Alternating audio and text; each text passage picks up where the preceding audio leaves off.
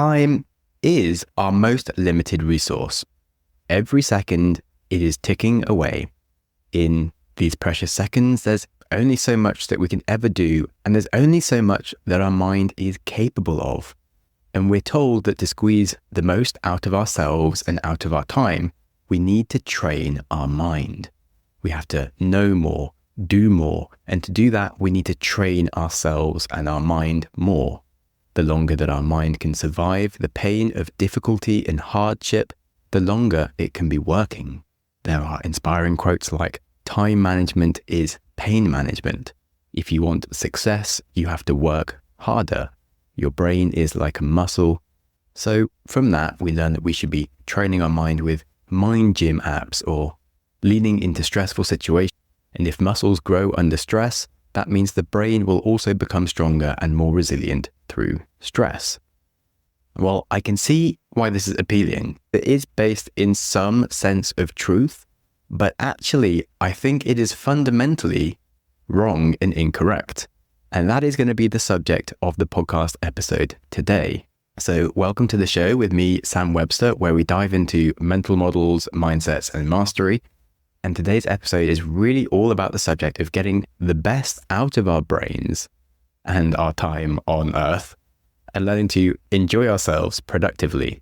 Alan Watts stated that the real secret to life is to be completely engaged with what you are doing in the here and now, and instead of calling it work, realize that it is play. And he knew a thing or two, and doesn't sound like he subscribes to excruciating mental torture to maximize your life. Host the ultimate backyard barbecue with Whole Foods Market. It's the Hot Grill Summer event through July 16th with sizzling sales on no antibiotics ever boneless beef ribeye steak and beef New York strip steak. Plus, check out sales on sustainable wild-caught Alaska sockeye salmon, organic strawberries, and more. In a hurry? Choose grab-and-go favorites like picnic salads and sushi, plus plenty of cooler-friendly beverages. Make it a hot grill summer at Whole Foods Market. So let's dig in. First off, I do have a degree in biological sciences, including neuroscience, which I think does qualify me to state that the mind is not a muscle.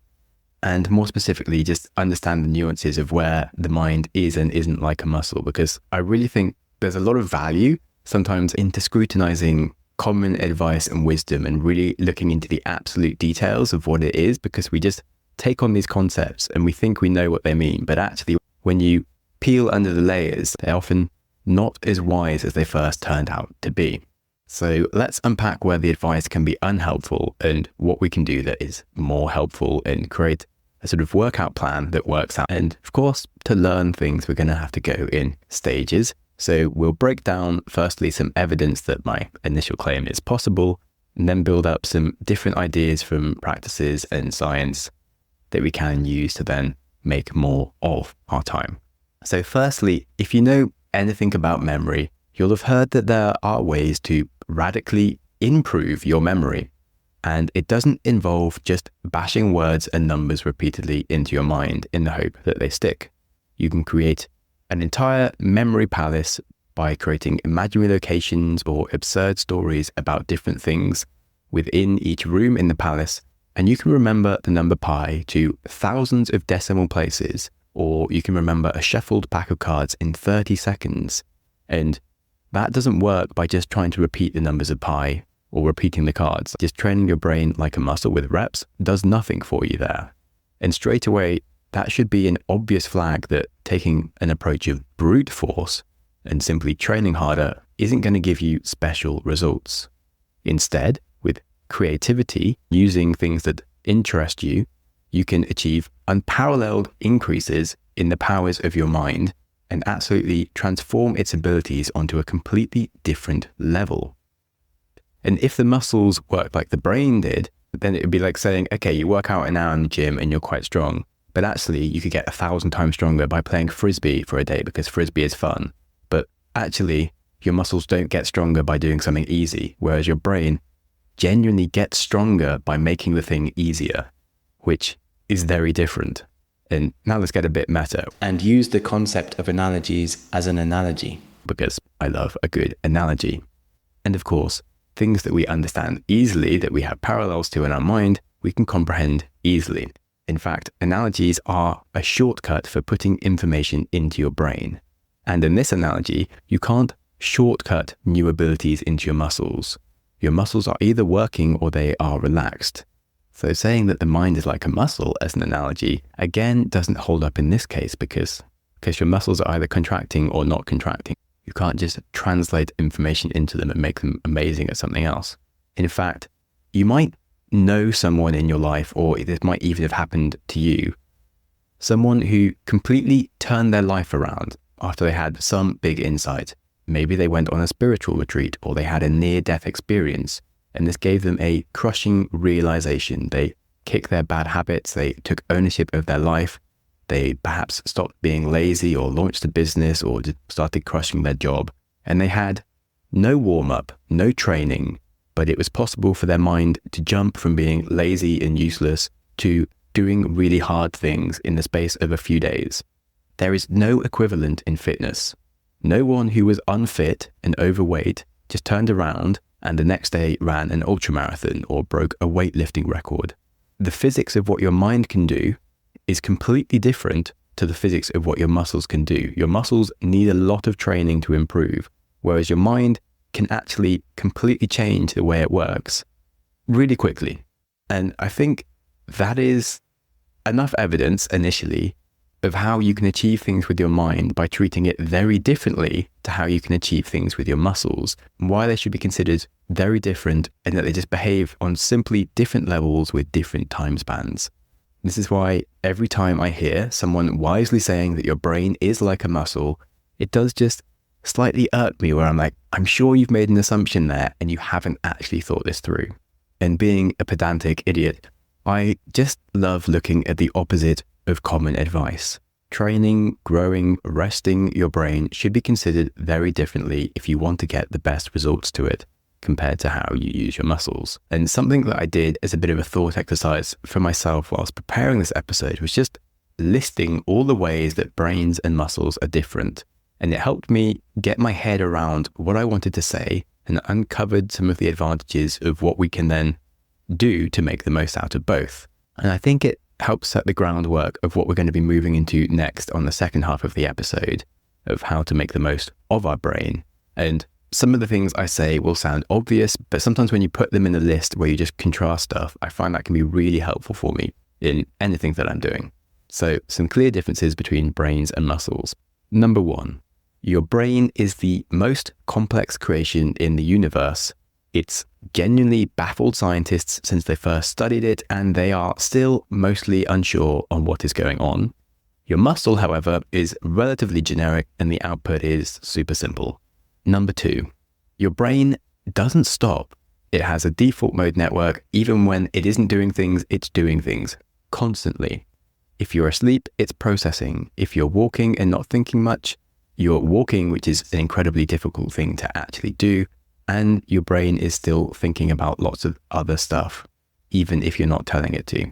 You might be working out what to eat for lunch, or wondering why no one cared about your amazing point that you had in the meeting earlier, or you might just be listening to a podcast or some music. Your brain is working always. Your muscles, however, by default, are resting. They are turned off.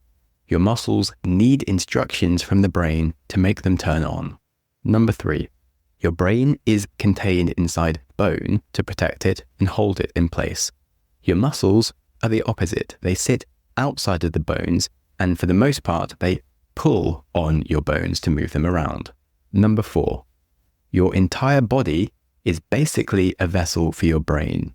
Your body provides the brain with all the nutrients for it to do its thing. The brain directs the body to do stuff, and those directions are mainly for the act of keeping the whole body and the brain alive. Whereas with the muscles, they are for moving your body about, which is a way for the brain to take action on stuff and the things it wants to do to keep it alive. Number five, your brain needs brain food. That's like fats, oils, nutrients, whereas your muscles need muscle food, mostly protein and some supplements, and some vitamins and minerals. Number six, brain tissue is not replaceable. You can't regrow damaged bits of brain. or fix bits that have become a bit old. Your brain can retrain and learn to do different things using neuroplasticity, whilst muscle tissue is replaceable and regrowable, but it only has one function, contracting and relaxing. It can't retrain into doing something else. Number 7, your brain forms new connections and learns through experiences. If it experiences the same thing, it doesn't learn much and it doesn't make new memories. If it experiences something important or new or understandable, it will learn a lot. Whereas your muscles grow new cells purely in response to exercise, and mainly the amount of stress you put them through is linear to how much they will grow from it. So the more stress, the better, until they break. The concept of muscle memory is a myth. It's actually your brain. Training your muscles doesn't create memory in them. Training a movement actually gets to the point where your brain can automate the behavior at a subconscious level, so you don't have to actively think about it, but the actual process is still going on in your brain. Number 8, the brain contains 100 billion neurons. These are the main cell type of the brain. They can carry electrical signals from place to place by interacting with other neurons. When they get stimulated, they transport the signal to the next neuron that they interact with. Muscles, however, contain hundreds of thousands of muscle cells, myocytes. These are cylindrical and form in striations, and they just contract by pulling on each other's ends together when they get stimulated. And number 9, where things get interesting, stress on the brain inspires it to take action, and it can be very productive. But overstressing the brain can break down its ability to operate and perform properly, and you can have things like panic attacks, you can lose short-term memory, and you can develop very long-term issues like PTSD. Some stress can be good and can encourage improvement at the stressful thing, but stress on the brain really only creates a response of trying to avoid the stress. And the only reason you get better is because you don't want that stress to happen again, but the other response can be avoiding the stress altogether. Also, being in a stressful situation can be harder to back out of and might end up leading you to have a much more stressful life if you develop something like PTSD. However, stress in the muscles just teach your muscles to get better at doing the stressful thing. 99% of the time, if it's too much stress, you'll just drop the thing. You can just back out of it safely and you won't break anything. And that's enough comparisons. Now, drawing all these things together, I think resilience and stress, being able to leave your comfort zone, is essential for any form of growth. But purely seeking stress for the sake of reps doesn't actually feel to me like the way to go. And you maybe have read Stoicism, and I think it sometimes gets misinterpreted as if the Stoics celebrated stress and hardship. But I think that's the opposite of the Stoic mindset. They celebrate being free from stress and not viewing difficulty as a hardship, which is a small but fundamental difference. Aristotle said, pleasure in the job puts perfection in the work. He didn't say, struggle, struggle, struggle, pain, stress, depression equals good life. That's not what he said. No, pleasure in the job puts perfection in the work. Anyway, why do I care? Well, for me, I think there's a really, really big take home here. That is, you exercise your muscles, but you entertain your brain. Because your brain never switches off, as we've said, it leans into things that it wants to do. Stress teaches your brain what it doesn't want to do. It makes your brain actively avoid things it doesn't want to do. Now, that might result in some growth because it doesn't want to be bad at a thing and it wants to avoid being bad, but it can just lead to complete avoidance. If someone has an overwhelmingly terrible experience when they first go to the gym, they feel embarrassed, that doesn't inspire them to become a more active person. It teaches them to avoid going to the gym. So if you rely purely on stress as your main motivator for productivity, it has a negative impact. The brain can be incredibly productive all day long if it is enjoying itself.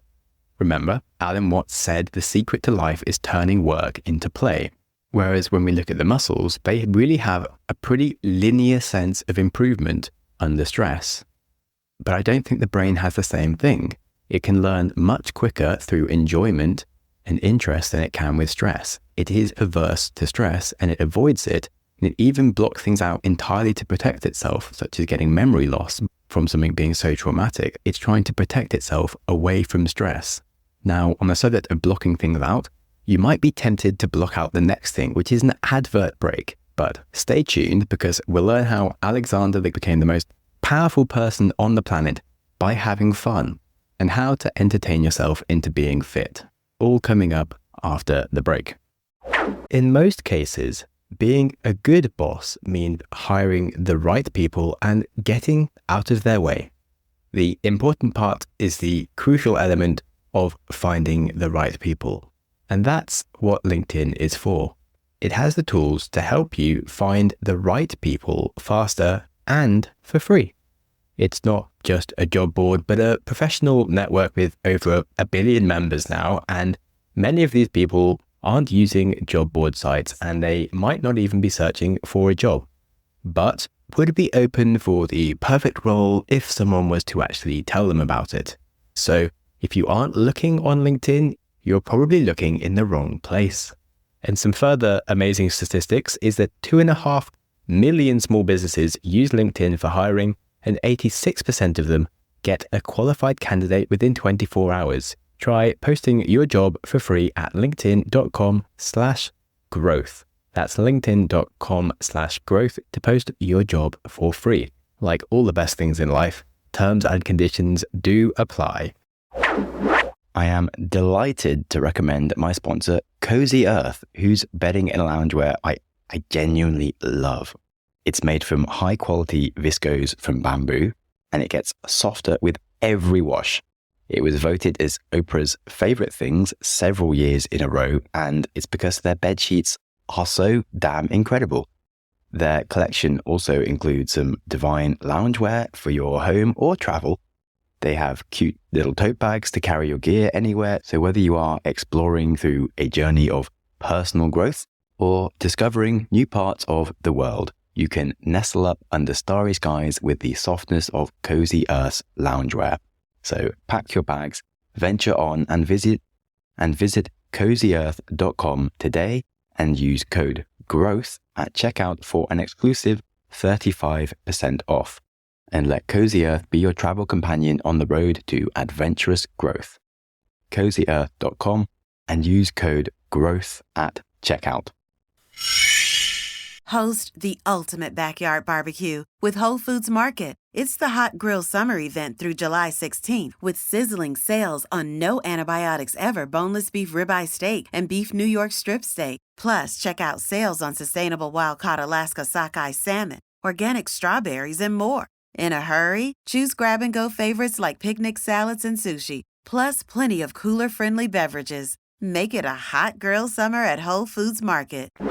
Right. So we all love a good story. So I thought I'd use a few stories to give you some ideas, as people have said that they really like the variety of specific examples that they can then take action on. So I thought I'd give you a bit of a smorgasbord of the sort of different ways this might apply for you. So as a child, I was good at music. I had a piano teacher, and she made me do classical music that I had not heard before, I didn't know, and I didn't enjoy it. I just found it kind of stressful, repetitive, and I avoided practicing it. I got bored of it and I dropped the piano as soon as I moved schools. A few years later, however, I picked up guitar. I had a teacher who helped me learn whatever I wanted to learn. Within the first few weeks, I was playing songs that I loved. It was fun. Music became a way for me to entertain myself. I enjoyed the challenge. I enjoyed taking on new hard things so I could sound cool playing solos, rocking out. And I genuinely became good at guitar. And if I didn't have a guitar around me, I might even play something on the piano, just because I found a love for creating music. And I went on to do music production, and I still have a guitar and a piano today. If you're watching YouTube, there's a piano in my background. That's because my teacher helped me learn to entertain myself. Whereas if I'd just been forced to do the boring classical stuff, I'd have never become a musician. So stress did teach me something here, and that was to avoid boring teachers. But having fun taught me so much more about music. It taught me that enjoying myself led to creativity and tackling hard things purely for the love of it. So if you want to learn a new skill, you should really try to understand the thing about that skill that you're going to enjoy, what your end goal is of enjoyment, and really focus on finding the quickest route to enjoyment as possible. Stress does teach you, but mostly it teaches you what to avoid. Finding ways to enjoy things will get so much more out of your brain. And here's an example about gamifying and enjoyment. When I was young, I really struggled to speak well for a long time. I had a bit of a lisp as a child, and I found it really hard to speak at the speed that I could think. And I just made a bit of a mess of everything that came out my mouth. And sure, elocution practice is the answer, but it's boring and it's hard and stressful, and I just feel a bit stupid doing it. So what I learned to do was I would listen to karaoke versions of rap songs where you can't hear the rapper, you just have the lyrics in front of you. And when I'd be walking around, I'd listen to these rap songs without anyone singing, and I would rap whilst walking, and I'd try and say everything correctly and clearly as I could. I'd be walking along saying, his palms are sweaty, knees weak, arms are heavy, mum's spaghetti. He's nervous, but on the surface he looks calm and ready to drop, etc., etc. And it was delightful. And sometimes I do different accents. Like I tried to be a rapper. Sometimes I tried to be super British, which I was really bad at accents. So it was another thing to practice. And it was so stupid. And I just didn't care. I was actually happy for someone to look at me weirdly and be like, what is that guy doing? I was just really happy the entire time. And then I even tried to not look at the words to see how much I could remember of the rap songs as an extra level of ways to make it enjoyable and a challenge. And I enjoyed my walking so much doing these rap songs because it was just so stupid and fun. And it did so much more for my ability to speak clearly because they're basically just tongue twisters that just go on and on at a fast pace. And it was so much easier to do half an hour a day of elocution practice than trying to fit in 10 minutes of drills that I just didn't want to do. And I wish I could go back to myself as like a 10-year-old and tell me this earlier, because I didn't work this out until I was 22, and I could have got better so much faster if I'd known this. To improve at something, you don't need to be stressed. You need to be creative and make it fun. Something I did with my flatmate was we'd set a timer for 5 minutes and we could only talk in rhyme to each other. And it was just stupid and fun, but we got better at making rhymes and coming up with silly ideas and rapping. And there is usually fun there in something that you find annoying and difficult. Now, on the subject of doing things for the love of it, I mentioned that I'd tell you how Alexander the Great became the most powerful person on the planet by having fun. Well, he did create one of the greatest empires in history, and it wasn't because he was stressed all the time. It was because he loved going on campaign. After he defeated the Persians and had a very sizable, important empire, he didn't sit around dealing with legal stuff that was boring for him and that was stressful.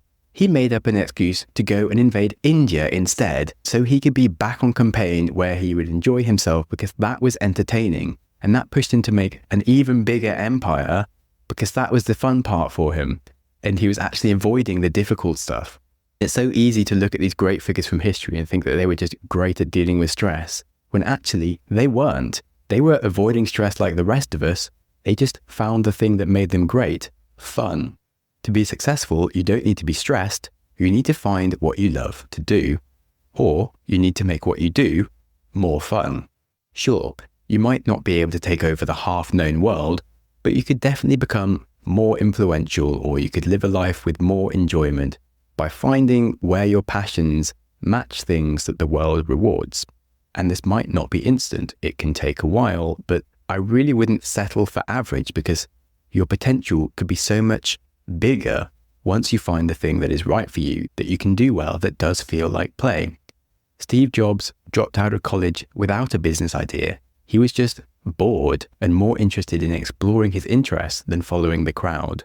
The path that you pursue might be unknown, and you can only connect the dots looking backwards, as Steve Jobs says. And I think it's really important to understand that the greatest people followed their interests and weren't just lovers of difficulty.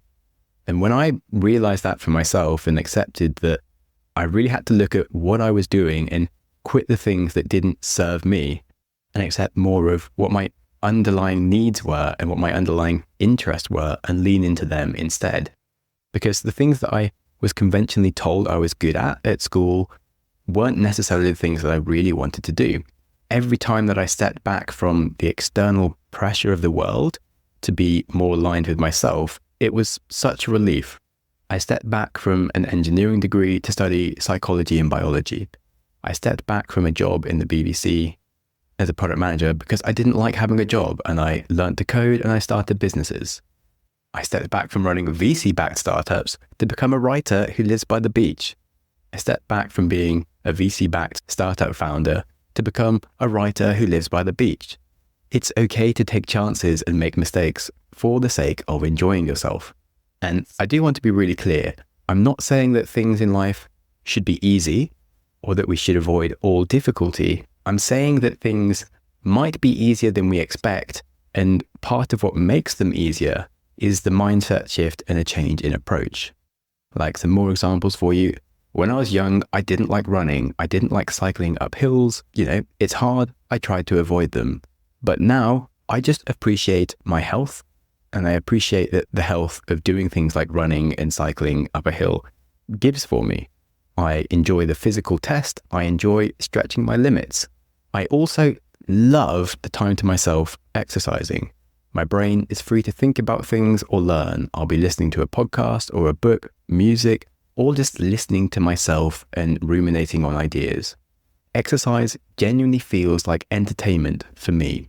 So much so that I enjoy it in the moment, and it makes my day so much better that I just do it every day.